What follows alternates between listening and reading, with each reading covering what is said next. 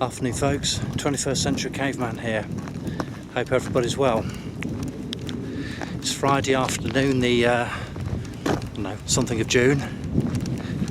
Second Friday in June, whatever date that is.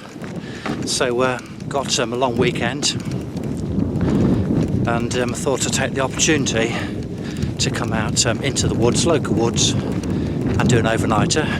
Weather's been absolutely fantastic, but I understand that it's going to absolutely hammer it down tonight.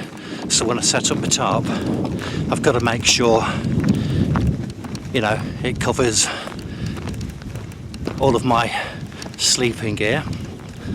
If not, it's going to be a very miserable night. Haven't been out on an overnighter now for a few months, so I've been eagerly awaiting this opportunity. Got quite a bit of gear to get today with me. As always, it always seems far too much, to be honest with you. I've got it all stuck in the my largest rucksack, stroke bergen, whatever you want to call it. It's a Highlander Pro-force, 8 litre, rammed with stuff.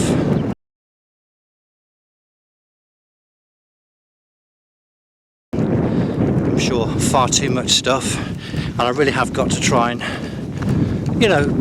figure out a way to concentrate on how to lighten the load, really, how to bring less stuff with me, and how to make sure that the gear I do bring out with me is just what I need, as opposed to stuff which I might need just in case, because obviously every extra bit does mean that you've got to hump around a lot more weight. So really looking forward to this afternoon, looking forward to getting my camp set up, looking forward to getting a brew on. I've got my hobo stove with me today, haven't tried it out yet, so this will be the first time I've actually used it. I have high expectations of it, no reason to believe that it won't be entirely fit for purpose. I think we've all seen these things being used on YouTube, they all seem to work extremely well. No reason mine should be any different, so looking forward to that. I'm just coming up to a gate. Bear with me.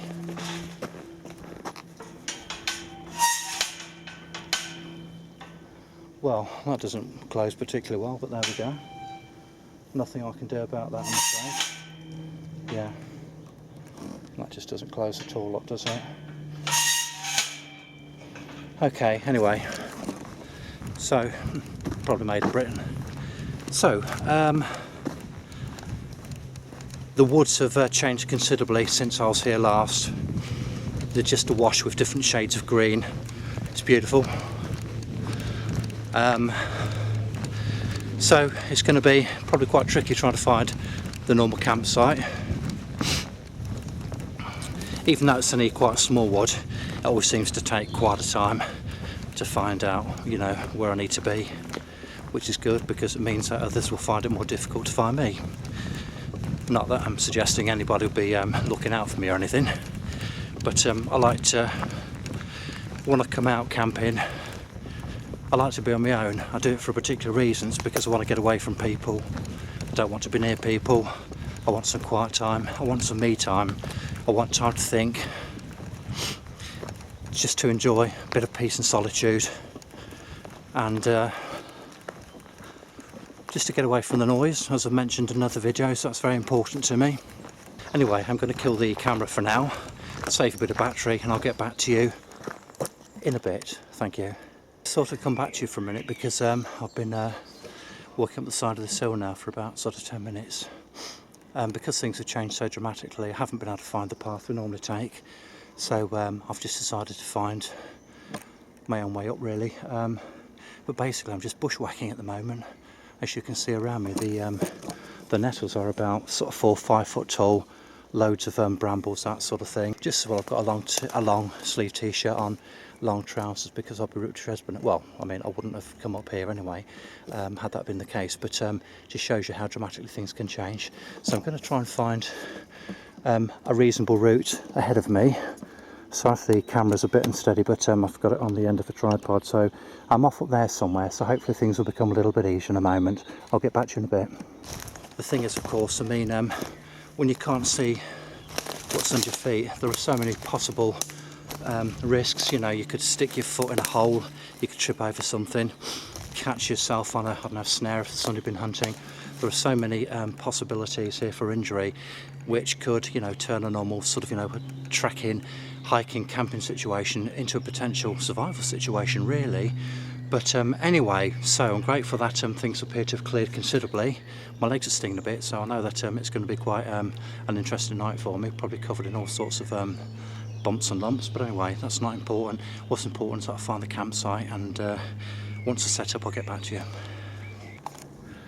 Right, okay folks, so I've arrived at the campsite. It's taken me quite some time to get here actually. Everywhere, as I say, is so overgrown, and had to really watch my footing.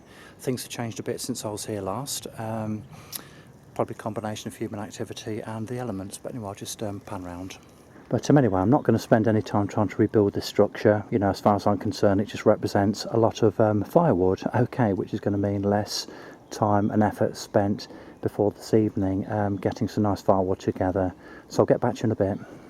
Right, okay folks, so about half an hour later, I've been just sort of, you know, trying to tidy this place up a little bit more, trying to work out what I'm going to do, where I'm going to have things. So I'll just show you what my plan is. So I'm going to have a fire reflector just down here. Over here between these two trees, I'm going to put up a ridge line, and I'm going to put up a tarp. Now the thing is, because it is on a bit of a slope, I think what I'm going to do, get that big branch there, I've just manoeuvred it over there, and perhaps, you know, peg it down so it can't move, so I've got something to lie against, because I'm going to be lying across that way there. I don't think there's any way in which I can lie downhill, because, you know, the actual I just don't think I can configure a tarp in that way. I'm going to give it a bit of thought. But anyway, I'm going to start building a fire reflector, and I'll get back to you in a bit.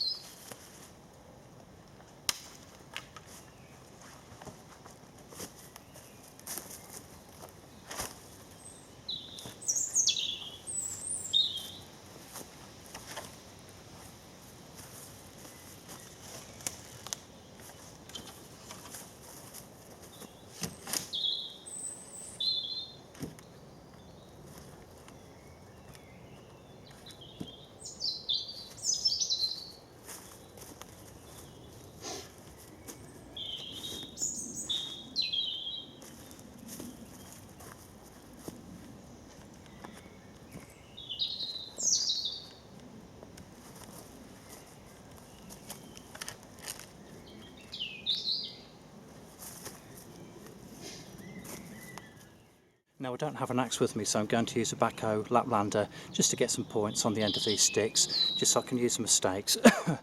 There's loads and loads of mozzies knocking around. It's going to be quite uncomfortable actually until I get a fire going. You can probably see them in the screen here, but we'll see how we go.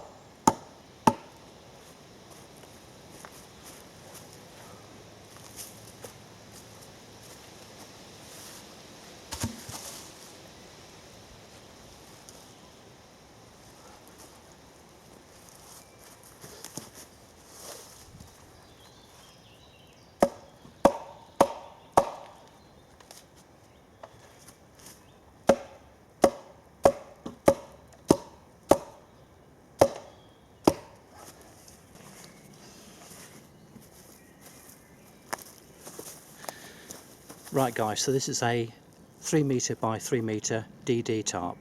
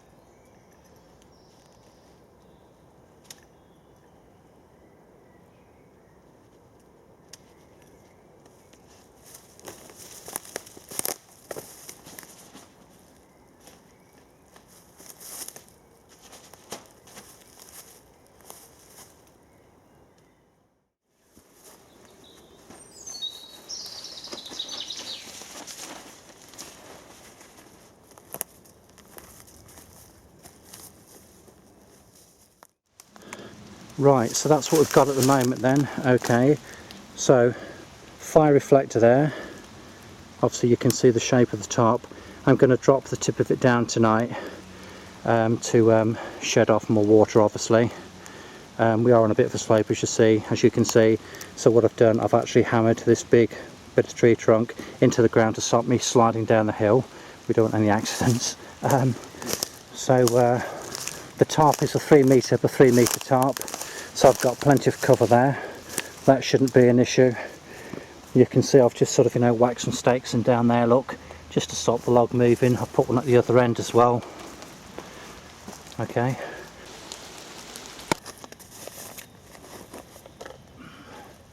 Right, okay, I'm just going to light up the hobo stove. I've got my normal little fire kit with me. Look, you guys have seen this before, okay, just a basic one. So, I'm going to rely on the old cotton balls and Vaseline. I just need a little bit just to get this going. I've only got a couple here, I forgot to replenish them actually. So there should be enough to get this bad boy going, hopefully. There we go, that should do the trick. You just need a little bit, look. Okay, just pull it apart.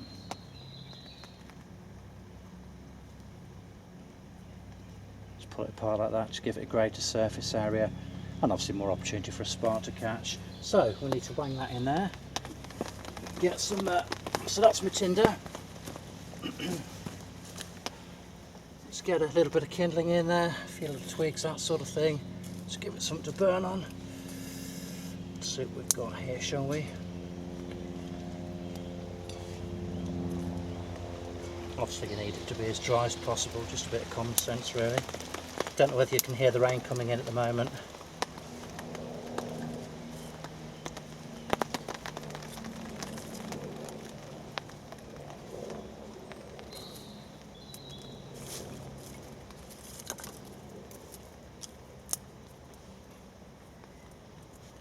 Okay, I think I'm just going to try and spark that bit up.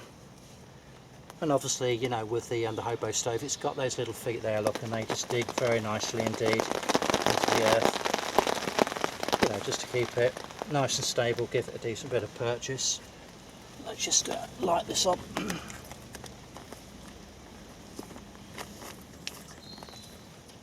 bring that cotton ball, bloody mozzies. Let's bring it a bit closer.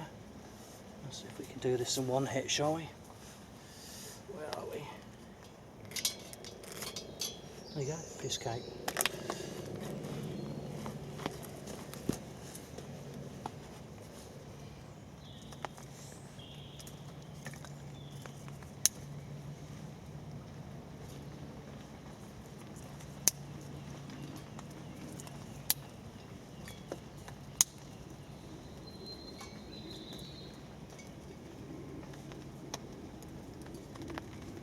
Don't want to overload it at the moment. Just let it get started. That should go up quite nicely. Nice dry kindling. There we go. Lovely bubbly.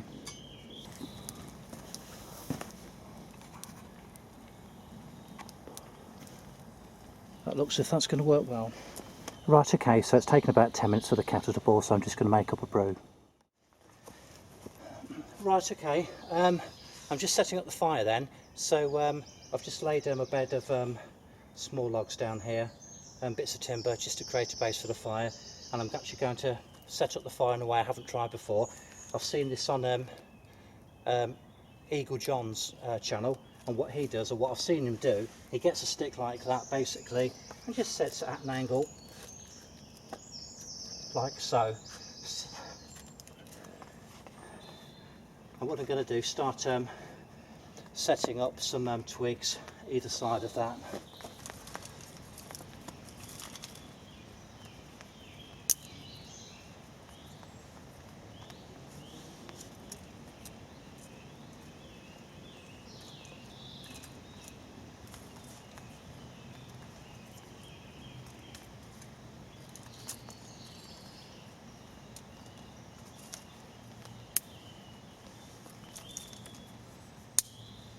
That's what we like to hear, nice crack.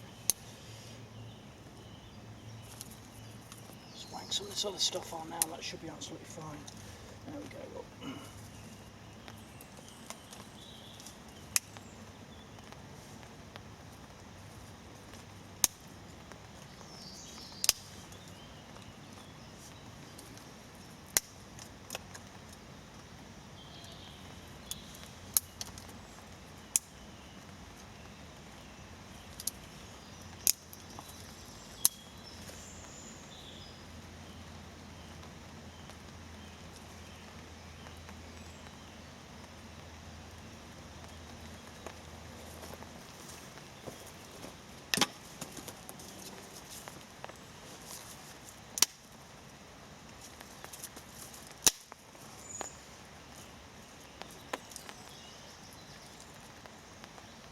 I don't want to put too much on, I don't want to load it too much because I don't want the you know, the flames to have to work too hard just to get started. But this should be a nice little start to it, I think, hopefully. I'll just leave those on the side, look okay, and I've got plenty of other firewood nearby. Right, okay, while I'm just sitting here under the tarp, just reflecting on stuff, listen to the rain, drinking a lovely cup of Yorkshire tea, I just wanted to send a quick message to somebody who has been ill quite recently. This is somebody I used to work with, somebody who I describe as being a good friend, and somebody who I respect tremendously. You know who you are, Lady M. Obviously you're recovering from an operation. Hopefully there's a very, very positive outlook. You certainly seem very positive, you know, in the recent communication that you sent to me.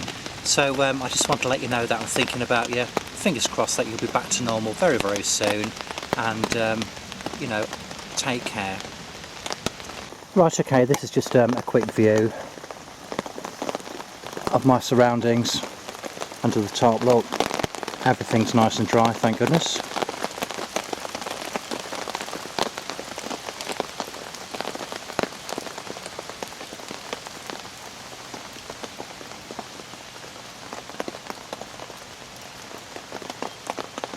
Loads of deadfall, loads of wood over there. I'm not even going to bother faffing around with it at the moment. I should just break it up and sort that out a little bit later when it starts to get dark, when I need a fire on, and when I'm ready to put on some food. Do you know what, I'm just sitting here thinking, just reflecting on stuff in general. I'm out here in the middle of nowhere. It's absolutely pissing down with rain. I've got smoke in my eyes. I've got a brew on. And do you know what? I feel very relaxed and so happy. Things don't get any better than this. Absolutely lovely. Just wanted to share it with you. Right, okay folks, this is the final video for this evening. I've decided to call it a day. I'm going to go home, despite the fact that I was really looking forward to spending the night out.